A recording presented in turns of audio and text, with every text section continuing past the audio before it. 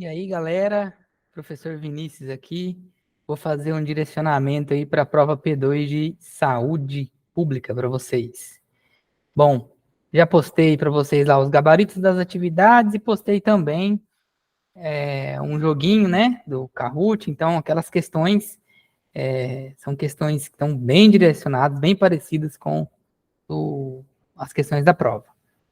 Então, gente, vou ir falando com vocês alguns tópicos, né, para fazer esse direcionamento. A prova está bem de boa, tranquila. Então, vocês precisam estudar a anemia ferropriva, né, entender quais são as características, o que é a anemia ferropriva, que é a anemia causada por deficiência de ferro, então é uma anemia carencial, né, está presente aí, é a principal anemia aí presente na população brasileira, acomete principalmente crianças, então, fiquem ligados nas nomenclaturas também. Então, por exemplo, tem lá a deficiência de ferro, mas aí a gente tem a transferrina, que é responsável pelo transporte, né, do ferro.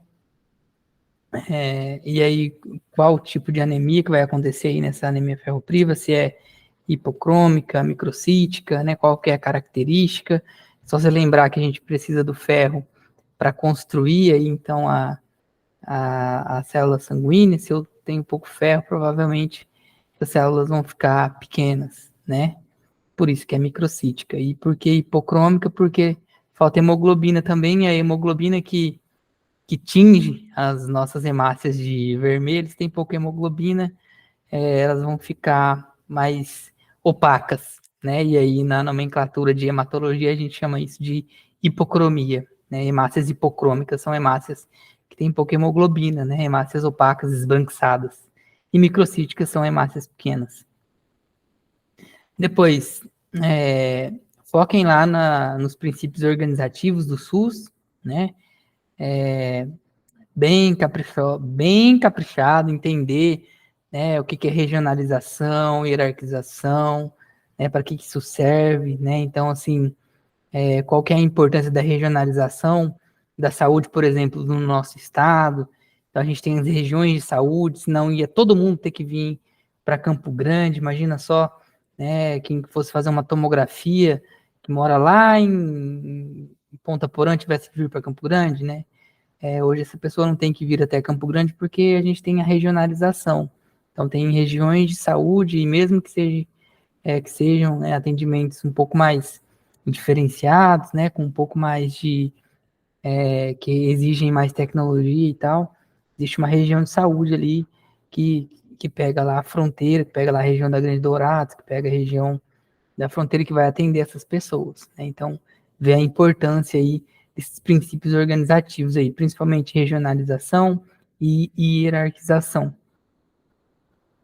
Verifiquem também, né, eu gosto de colocar nas nossas provas alguns textos, alguns resumos, né, para que vocês façam a leitura desses resumos e daí interpretem e respondam algumas questões, para vocês já ir aprendendo a pensar o mundo como um todo, né? Nós somos profissionais aí da área da saúde e a gente precisa ler os textos e interpretar e usar essas informações para o que nos arrodeia, né? Então, eu até postei lá na atividade 8, né, para vocês fazerem olhem também os princípios doutrinários do SUS, né, que a gente tem os princípios organizativos e os doutrinários, né? Então, a integralidade, a equidade e a universalidade são os princípios doutrinários. Qual que é a diferença entre esses princípios? O que eles defendem? Qual a importância desses princípios aí? Com certeza vão ter questões que vão pedir aí esses princípios doutrinários do SUS, tá? A transição nutricional no Brasil, em que fase o Brasil se encontra, né? Não só na transição transicional, mas também na transição demográfica.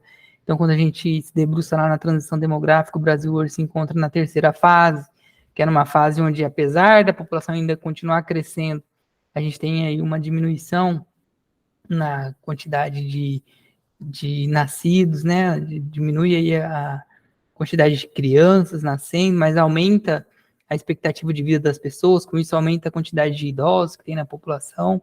Então é bom, com bastante cuidado, dar uma leitura nisso aí também, nessa parte de transição demográfica e transição nutricional. Deixa eu ver mais alguma coisa aqui. Eu vou colocar textos para vocês lerem e interpretar, então fiquem ligados nisso. E aí eu estou olhando aqui, ó, tem outra questão sobre regionalização e hierarquização. Então, ó, já vi duas questões que eu coloquei aqui sobre hierarquização e regionalização. E uma coisa, pessoal, eu preciso que vocês respondam, vocês precisam responder as questões abertas, tá? Coloca alguma coisa, lê. Se vocês fizerem uma leitura agora aí, ó, de agora até tem feriado antes da prova, bastante coisa.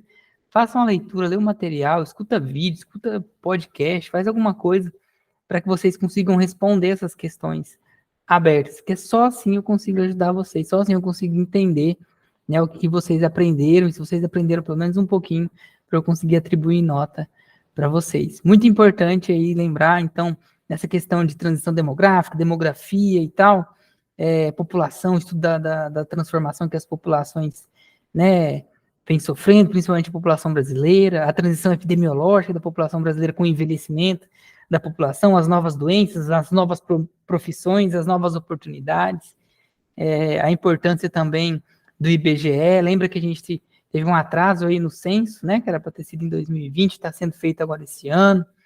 E aí a importância do IBGE, a importância do censo, a gente saber, né, como que está a nossa população, principalmente para que a gente possa atender essa população de maneira equitativa, lembrando lá dos princípios doutrinários, né, como equidade, universalidade e integralidade para essa população. Bom, galera, não deixem, por favor, de responder o Kahoot que eu deixei para vocês. São questões que estão muito direcionadas para a prova. Eu vi que até agora, me parece que só 5 pessoas responderam. Então, entra lá e responde. Se quiser responder mais de uma vez, pode responder. Só precisa mudar o apelido, tá? Na hora de colocar o RGM, aí tem que colocar mais algumas letras lá. Você consegue fazer quantas vezes for necessário. Então, vai lá, manda bala e eu aguardo vocês lá no dia da nossa prova. Um abraço, fiquem bem.